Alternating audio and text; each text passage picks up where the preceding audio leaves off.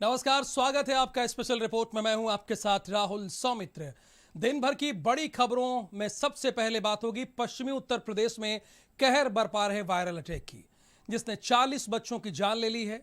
और साथ ही बात करेंगे सुपर टेक पर चलने वाले बुलडोजर की और झांसी में कैसे अफसरों ने डाला है किसानों के हक पर डाका। और पूर्वांचल में जारी बाढ़ की विनाश लीला की भी आज बात होगी।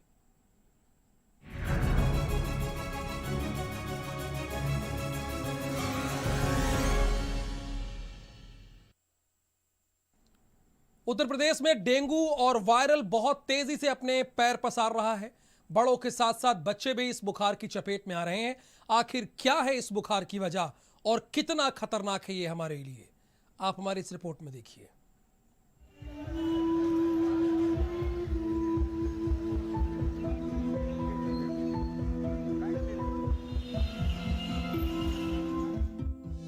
फिरोजाबाद में बीमारी का बम्पर प्रकोप। वायरल और डेंगू तेजी से बना रहा शिकार। बच्चों पर सबसे ज्यादा प्रकोप। बीते 10 दिन में 40 बच्चों की मौत। बीमारी से कई परिवार तबाह। किसी ने इकलौता बेटा खोया, किसी के दोनों बच्चों की मौत। लगातार बीमारी और मौत से दहशत। गंदगी और जलभराव से फैली बीमारी। निगम और प्रशासन की भीषण लापरवाही। जहां एक तरफ लोग अभी कोरोना से अपनों को खोने का दर्द भूल नहीं पाए थे और देखते ही देखते वायरल और डेंगू ने अपना कहर बरपाना शुरू कर दिया है। कई जिलों में लोगों की जान जा रही है और सबसे गंभीर बात तो ये है कि इस बुखार से बच्चे सबसे ज्यादा प्रभावित हो रहे हैं। और लगातार हो रही बच्चों की मौत से लोग दहशत में हैं, लेकिन बावजूद इसके प्रशासन के कान में जू नहीं रेंग रही। बता दें कि फिरोजाबाद नगर क्षेत्र के मोहल्ला इंद्रपुरी गली नंबर 4 में डेंगू बीमारी के चलते 8 वर्षीय बच्चे की भी मौत हो गई है। फिरोजाबाद की इन तस्वीरों को देखकर यह अंदाजा लगाया जा सकता है कि लोगों की जान के साथ खिलवाड़ हो रहा है। बजबजाती नालियां और गंदे पानी में भिनभिनाती मक्खियां खुलेआम बीमारियों को दावत दे रही हैं। और प्रशासन कोरोना की विभीषिका के बाद भी चेता नहीं और नतीजा 52 लोग अपनी जान गंवा चुके हैं। यूपी में वायरल और डेंगू का प्रकोप। बुखार से हो रही लोगों की मौत। बुखार का कई जिलों में असर। बच्चों को चपेट में ले रहा बुखार। उत्तर प्रदेश का फिरोजाबाद जिला डेंगू और वायरल की चपेट में है। अब तक अकेले फिरोजाबाद में ही 52 से ज्यादा लोग डेंगू की चपेट में आ चुके हैं, लेकिन इस बुखार की वजह से कई लोग काल के गाल में समा गए। एक तरफ जिले के सीएमओ कोरोना की तीसरी लहर से इंकार कर रही हैं, लेकिन बुखार से हुई मौतों पर बीजेपी विधायक मनीष सिसोदिया का क्या कुछ कहना है, सुनिए। मेरे को तो यहाँ जब एक बच्चे की गमी में आया हूँ तब मैं गया हूँ, तब पहुँचा पता लगा। तो और जो लोग उनके घर जाके उनके परिवार से मिलकर, वैसे तो मुझे लगभग 1 घंटे के अंदर सूचना आ जाती है, और कई जगह जो है कि कुछ लोग नहीं बता पाए, तो मैं उनके परिवार में जाकर पूछकर समझकर, मैं ना तो मुझे कोई आंकड़ेबाजी से कोई मतलब है, मैं तो जो वस्तु स्थिति है वो बताता हूँ। और वही माननीय मुख्यमंत्री जी की भी बिल्कुल अपेक्षा है कि यहाँ पर जो स्थितियाँ हैं पहले तो हम उसको स्वीकार करें, तभी हम उसका सामना करेंगे, उससे सुधार। वहीं इस मामले पर डिप्टी सीएम केशव प्रसाद मौर्य ने हालातों को चिंताजनक बताया है और इसे सीजनल बुखार करार दिया और हर संभव मदद का भी ऐलान किया। तो वहीं कांग्रेस के प्रदेश अध्यक्ष अजय कुमार लल्लू ने मरीजों का हाल जाना और रक्तदान किया। यह चिंताजनक है। दिमागी बुखार हो, चाहे वायरल हो और चाहे कोविड हो, उसके लिए सरकार ने बड़े लेवल की बैठक की है और युद्ध स्तर पर इससे बचाव के लिए कार्य करने के लिए डॉक्टरों को और प्रशासन को ये निर्देश भी दिया गया है। प्रदेश के एक एक नागरिक के स्वास्थ्य सुरक्षा को लेकर के सरकार गंभीर है, लेकिन यह जब भी सीजन चेंज होते हैं तो इस प्रकार की चुनौतियां आती हैं, लेकिन इसको नियंत्रित करने के लिए सभी कदम उठाए गए। कि यहाँ मरीजों को ज़रूरत है काफ़ी बड़े पैमाने पर। किसी को प्लेटलेट की ज़रूरत है, किसी को ब्लड की ज़रूरत है। और जैसा कि मैं मरीजों के बीच में गया था वो लोग ये स्पष्ट रूप से बताया कि हमारे परिजन नहीं है, किसी का कोई नहीं है, तो ऐसे लोगों को ब्लड की जरूरत है। इसलिए हम लोगों ने ये ब्लड डोनेट का कार्यक्रम रखा है कि बड़े पैमाने पर हमारे कांग्रेस के साथी आज जरूरत है तो सेवा के भाव से हम लोगों ने ब्लड देने का काम किया। जहां एक तरफ स्वास्थ्य विभाग और प्रशासन कोरोना की तीसरी लहर से लड़ने के दावे करता है, तो दूसरी तरफ वो वायरल और डेंगू बुखार का इलाज भी आम लोगों को मुहैया नहीं करा पा रहा है। साफ सफाई से लेकर इलाज तक प्रशासन हर स्तर पर फेल नजर आया। साफ सफाई की स्थिति है, कल मुख्यमंत्री जी आए थे तो जो इलाके दिखने वाले थे उनको लीप पोत कर सही कर दिया गया, लेकिन अभी भी ऐसे इलाके हैं। मैं आपको दिखाना चाहूंगा, देखिए बिल्कुल बारीकी से देखिए मच्छर किस तरह नाली, ये मच्छरों का विजुअल मेरे सहयोगी सूरज वर्मा कैमरे के जूम करके दिखा रहे हैं कि किस तरह नालियों में, किस तरह जो छोटे खाली प्लाट हैं उन सब में मच्छरों की संख्या बदस्तूर जारी है। गंदगी के कारण नालियां पटी हुई हैं। स्थानीय लोग क्या मानते हैं, सफाई हुई नहीं हुई? महीना हुआ था, कोई कर्मचारी नहीं आता, रसीद काटने तो आ जाते हैं पर कोई कुछ नहीं करते। आपके इस मोहल्ले में कितनी मौतें हुई अभी तक? एक तो ये हुई है, कम से कम 10-12 बच्चे अभी हॉस्पिटल से छूट के आए। बच्चा छूट के आए हॉस्पिटल से। तो क्या मतलब कोई साफ सफाई का कोई सफाई नहीं है, पार्षद जी से कोई सुनवाई नहीं हो रही है। दवाई छिड़कते हैं तो वहाँ तक आते हैं, इधर भी बिल्कुल दवाई छिड़कने नहीं आता यहाँ पे, गंदी नाली साफ करने नहीं आता। फिरोजाबाद से भारत समाचार के लिए जितेंद्र दुबे की रिपोर्ट।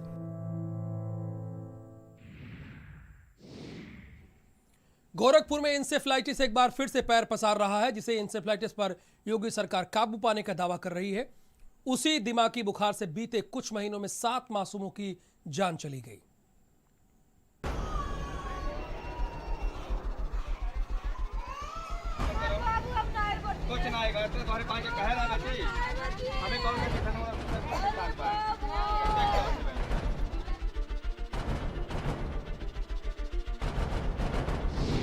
गोरखपुर में इंसेफेलाइटिस का कहर, बीते 8 महीनों में बढ़े मरीज, अस्पताल में मरीजों की भीड़, मासूमों के लिए सबसे बड़ा खतरा, सरकारी दावों में कितना सच, इंसेफेलाइटिस का खात्मा कब? इंसेफेलाइटिस यानी मस्तिष्क ज्वर, ये शब्द गोरखपुर और उससे लगे जिलों के लोगों के लिए खौफ का दूसरा नाम है। बीते 10 सालों में इंसेफेलाइटिस से गोरखपुर और उससे लगे कई जिलों में इस बुखार ने कहर बरपाया है। हजारों मासूमों की जान चली गई, कई परिवारों को ऐसा दर्द दिया जिसकी टीस आज भी जिंदा है। सूबे के सीएम योगी आदित्यनाथ का गृह जनपद गोरखपुर आज भी इंसेफेलाइटिस से जूझ रहा है। इसकी गवाही अस्पताल के वार्डों में भर्ती मरीज दे रहे हैं। क्या अंदर और क्या बाहर, मरीज और उनके तीमारदारों की भीड़ जमा है। भले ही कुछ सालों में इंसेफेलाइटिस के मरीजों की संख्या में कमी आई हो, लेकिन ये कहना कि इंसेफेलाइटिस पर पूरी तरह काबू पा लिया गया है सरासर नाइंसाफी होगी, क्योंकि जो आंकड़े सामने आए हैं वो सरकारी दावों के उलट हकीकत बयां कर रहे हैं। सरकार दावा करती है कि बीते 4 सालों में योगी राज में इंसेफेलाइटिस पर काबू पा लिया गया है, लेकिन अगर महज बीते 8 महीनों के आंकड़ों की बात करें तो वो आंखें खोल देने वाले हैं। साल 2021 में बढ़े इंसेफेलाइटिस के मरीज, जनवरी से अब तक 113 बच्चों की मौत, इलाज के दौरान 7 मासूमों की मौत, 21 मासूमों का इलाज अभी भी जारी, बुखार और सांस फूलने की शिकायत। क्या एक बार फिर इंसेफेलाइटिस गोरखपुर में पैर पसार रहा है? क्या मॉनसून सीजन में मरीजों की संख्या बढ़ रही है? और जिन आंकड़ों को दिखाकर सरकार खुद की पीठ थपथपा रही है, आखिर उन आंकड़ों की सच्चाई क्या है? हालांकि इस बात में कोई दौराई नहीं है कि अस्पतालों में सुविधाएं बेहतर हुई हैं और इलाज भी अच्छा मिल रहा है। बच्चों को बुखार और थोड़ा सा प्रॉब्लम और डंडा था खून की। अभी क्या दिक्कत हो रही है बच्चों को? अभी बच्चों के सांस चल रही है बस, और कुछ नहीं है। अच्छा, जब लाए थे क्या बच्चे को बुखार उभरता? बुखार नहीं, प्राइवेट में थे, भर्ती किए थे, प्राइवेट वाले जवाब दे दिए तो वो हम लोग कहीं घर ले जाओ, घर नहीं ले गए। बुखार आया है, उतरा था चढ़ा था, उधर चढ़ा। डॉक्टर मिलते हैं कि नहीं? हाँ, मिला था। क्या इंसेफेलाइटिस के आंकड़ों पर स्वास्थ्य विभाग पर्दा डाल रहा है? क्या बीमारी के नाम पर आंकड़ों का खेल खेला जा रहा है? अगर इंसेफेलाइटिस पर पूरी तरह काबू पा लिया गया तो आखिर क्यों अस्पतालों में मरीजों की तादाद बढ़ती जा रही है और इसका जवाब स्वास्थ्य अधिकारियों के पास क्यों नहीं है? जो स्थिति इस वक्त मेडिकल कॉलेज की है उससे लग रहा है कि मरीजों का यह आप देख सकते हैं भीड़, ये जो बिहार, संत कबीर नगर, बस्ती मंडल के कोने कोने से लोग यहाँ दूर दराज से आ पाए। देखिए लाइन जो लगी हुई है, अपने बच्चों को लेके आए हैं। हालांकि जो सरकारी आंकड़ा है उसमें दिखाया गया कि मात्र 21 जो बच्चे हैं वो इस वक्त भर्ती हैं, लेकिन जो हॉस्पिटल का अंदर का है, जो मरीजों की तरफ बताया जा रहा है, उनकी संख्या काफ़ी ज़्यादा है जिनके बच्चों को बुखार है या सांस फूलने की परेशानी है। लेकिन जिन मरीजों से बात की गई सबने यही बताया है कि डॉक्टर बढ़िया से इलाज कर रहे हैं और मिल रही है। लेकिन जिस तरह से वायरल या बुखार या जो भी नाम दिया जाए वो जिस तरह से फैल रहा है वो चिंता का सबब है और अब देखना है कि सरकार और स्वास्थ्य विभाग इस पर कैसे काबू पाता है। कैमरामैन के साथ विकास शाही, भारत समाचार, गोरखपुर। नोएडा में एक बिल्डर ने 2 बड़ी बड़ी बिल्डिंगें तो बना दी, 40 मंजिले की बिल्डिंगें बना दी, लेकिन अब उन बिल्डिंगों को गिराने का आदेश हो गया है। यह आदेश माननीय सुप्रीम कोर्ट ने दिया है और इस आदेश के आते ही बिल्डर सकते में आ गए हैं। चूंकि उन्हें उम्मीद थी कि इलाहाबाद हाई कोर्ट के फैसले को हो सकता है सुप्रीम कोर्ट रोक दे, लेकिन ऐसा नहीं हुआ। इलाहाबाद हाई कोर्ट के फैसले को बरकरार रखा माननीय कोर्ट ने। बिल्डिंग भी गिरेगी और मुआवजा भी देना पड़ेगा।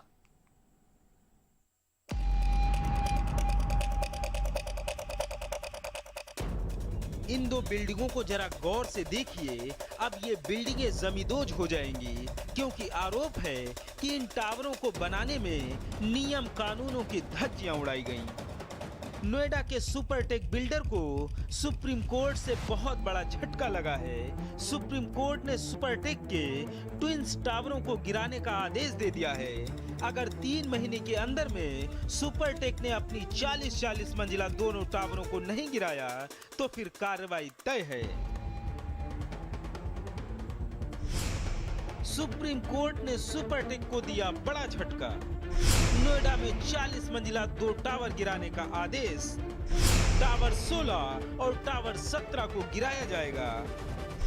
3 महीने में दोनों टावर को गिराने के आदेश हैं। सुपरटेक को 2014 के बाद एक बार फिर झटका लगा है। अब झटका लगा है सुप्रीम कोर्ट से। सुप्रीम कोर्ट ने हाई कोर्ट का जो फैसला था उसको बरकरार रखा है। इस वक्त हम एमराल्ड टावर पे ही खड़े हैं, सेक्टर 93 में। 2014 में जो आसपास के सुपरटेक के ही जो वासी थे उन्होंने बाकायदा कंप्लेन करी थी, रिट डाली थी हाई कोर्ट में कि ये जो 40 मंजिला इमारत है ये एक ऐसी जगह पे खड़ी करी गई है कि उसके अगल बगल अगर हम देखें तो बाकायदा मकानात बने हुए हैं। ये ऊंची बिल्डिंग कहीं भी जो है कभी भी नुकसान कर सकती है। दोनों तरफ अगर आप देखें तो एक तरफ विलास बने हुए हैं, बीच में एमराल्ड टावर है, दूसरी तरफ दूसरी छोटी सोसाइटी बनी हुई है। साल 2014 में इलाहाबाद हाई कोर्ट ने भी इन दोनों टावरों को गिराने का निर्देश दिया था और अब हाई कोर्ट के फैसले को ही सही मानते हुए सुप्रीम कोर्ट ने भी टावर गिराने के आदेश दिए हैं। सुप्रीम कोर्ट ने अपनी टिप्पणी में कहा है कि ये टावर बिल्डर और नोएडा अथॉरिटी की मिलीभगत से बने हैं, जिसमें नियम कानूनों की अनदेखी की गई। मंजूरी मिलने से पहले ही टावर बनाने का काम शुरू हो गया था, लेकिन नोएडा अथॉरिटी ने कोई कार्रवाई नहीं की।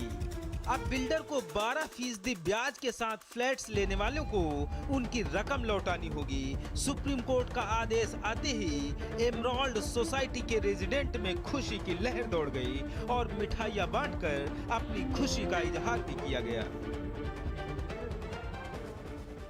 सुप्रीम कोर्ट ने यह आदेश किया है कि 3 महीने के अंदर अंदर जो दोनों टावर 40 मंजिल के सुपरटेक एमराल्ड के T16 और 17 उनको पूर्ण रूप से डिमोलिश किया जाएगा। माननीय हाई कोर्ट ने फैसला जो सुनाया उसी फैसले को बरकरार रखते हुए माननीय सुप्रीम कोर्ट ने आज कहा है कि इसके अंदर अब आगे कोई अपील नहीं है, कुछ नहीं है। ये बिल्डिंग खड़ी करी गई है, दोनों तरफ घने रिहायशी इलाके हैं, उसके बावजूद ये 40 मंजिला जो मंजिल खड़ी करी गई, ये सीधा मकसद था कि हाँ जो नोएडा विकास प्राधिकरण है उसके जो प्लानिंग के लोग हैं, उसके जो ग्रुप हाउसिंग के लोग हैं, उनकी मिली भगत से भ्रष्टाचार का एक कह सकते हैं कि ये सीधी सारी नमूना है ये बिल्डिंग। और कहीं ना कहीं भ्रष्टाचार के ऊपर सुप्रीम कोर्ट ने जो लासुनवाई में साफ कहा था कि नोएडा विकास प्राधिकरण सर से लेकर पैर तक भ्रष्टाचार में डूबा हुआ है। ऐसे में जो है ये जो बिल्डिंग खड़ी करी गई उसका नमूना दिखता है। और आज फिर सुप्रीम कोर्ट ने मोहर लगा दी हाई कोर्ट के फैसले पे और इस बिल्डिंग को गिराने के आदेश दिए हैं, वो भी 2 महीने के अंदर। कैमरामैन साजिद के साथ दान शहीद, भारत समाचार, नोएडा। अब किसानों की आय दोगुनी हुई हो या ना हुई हो, लेकिन जो किसानों की दोगुनी आय करने का जिम्मा उठाए हैं यानी कृषि विभाग, उनका मौज ही मौज है। कैसे मौज है वो भी आपको बताएंगे। किसानों के साथ मीटिंग की आड़ में 92 लाख रुपए ये अधिकारी डकार गए। 92 लाख रुपए, जिसका खुलासा आरटीआई से हुआ है। आप जानकर हैरान रह जाएंगे कि इसमें डोसा है, इसमें पीने का पानी है और इतने लाख में इसके बिल हैं कि आप अंदाजा नहीं लगा पाएंगे। कृषि विभाग का घोटाला, अफसर डकार गए 92 लाख, डोसे, मिठाई, पानी का बिल 92 लाख। आरटीआई से खुली विभाग की पोल।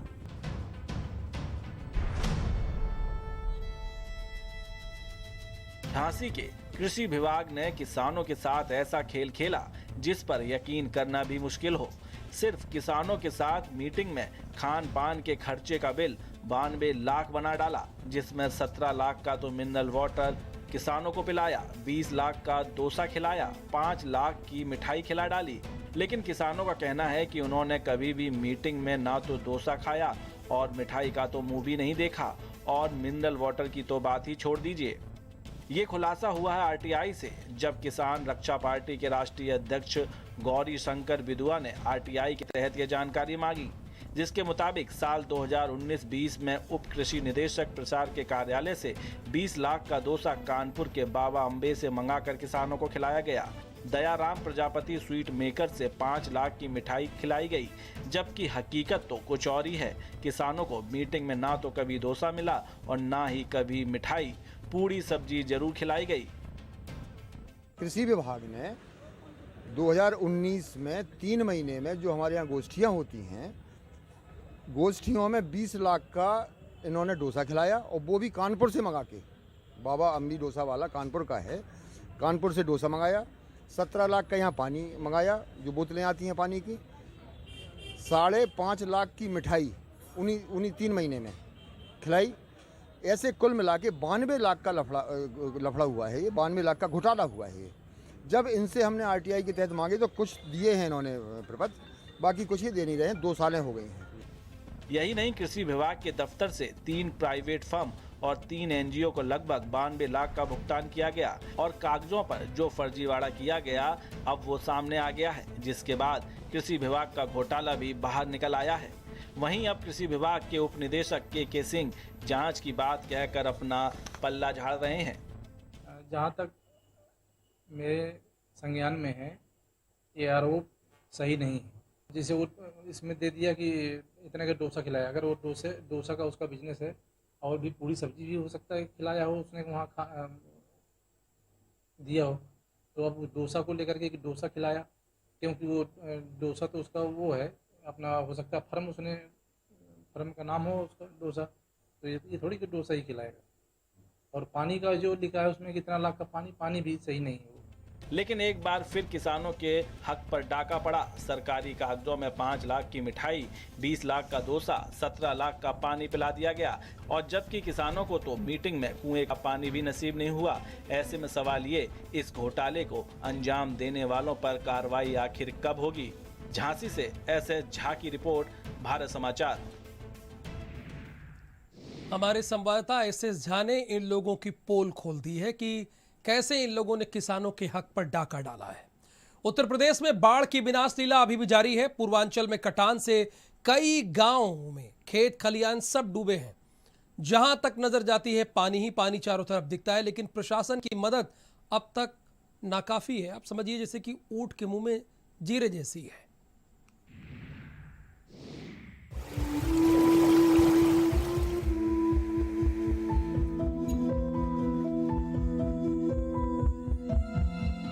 यूपी के कई जिलों में बाढ़ से लोगों का जीवन मुश्किल में पड़ गया है।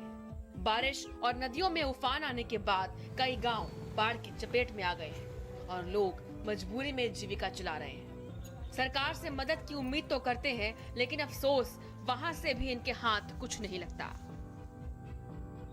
ये तस्वीरें गोंडा की हैं, जहां घाघरा की बाढ़ से जनजीवन पूरी तरह बेहाल हो चुका है और लोगों का जीना तक मुहाल हो गया है। विष्णुहरपुर से 20 किलोमीटर तक जल प्रलय आ गई है। यही नहीं, यहाँ पर सांसद और मंत्री तक का इलाका पानी में डूब चुका है और सबसे बड़ी बात, दोनों ही डूबते गाँव को बचाने में नाकाम रहे। हालात ये है कि गांव में जिस रास्ते से लोग आवागमन करते हैं उस पर कमर तक पानी भरा हुआ है। गोकुला, सखीपुर, दत्तनगर गांव पानी के आघोष में आ चुका है। गांव के भीतर जिन लोगों ने ऊंचे स्थानों पर मिट्टी पाट के अपने मकान बना रखे हैं वो तो ठीक है, लेकिन जो कच्चे घर हैं, जो नीचे बने हुए हैं, वो पूरी तरीके से पानी में जमींदोज हो चुके हैं, पानी में कट करके बह चुके हैं। इतनी आबादी के कैसे हालात हैं? यहाँ तो लगभग कम से कम 5-6 हज़ार जो है आबादी है और यहाँ आप देख ही रहे हैं बहुत बुरी कंडीशन है जो यहाँ की है। हम लोग जो है इसी रास्ते से आते जाते हैं, हमारा आवागमन इसी रास्ते से है, क्योंकि इतने पानी में हम लोग आते जाते हैं और बहुत अभी तक कोई प्रशासन यहाँ पे जो है ताकने झाँकने नहीं आया है। नदी में कम से कम 25-30 घर जा चुके हैं और पर डे कटान हो रही है, लोग वहाँ से हटा रहे हैं, उधर बाढ़ भी भरी है। सबसे समस्या ये है कि पानी चारों तरफ भरा हुआ है, नाव तक की व्यवस्था यहाँ नहीं है। पीलीभीत में शारदा नदी के कहर से ग्रामीण परेशान हैं। बनबसा बैराज से शारदा नदी में 2,55,000 क्यूसेक पानी छोड़े जाने के बाद तबाही का मंजर दोबारा से लौट आया है। शारदा किनारे दर्जनों गांव में पानी घुसने से घरों में रखा सामान भी भीग गया है और ग्रामीण छतों पर बैठकर रात गुजारने को मजबूर हैं। तो वहीं शारदा के कटान से कई घर नदी में सिमटने की कगार पर हैं। I hate kitchens. I love kitchens. पेश है फेबर एरो स्टेशन, दुनिया की एकमात्र एयर प्योरीफायर और कूलिंग फैन वाली chimney. Love cooking, love the kitchen.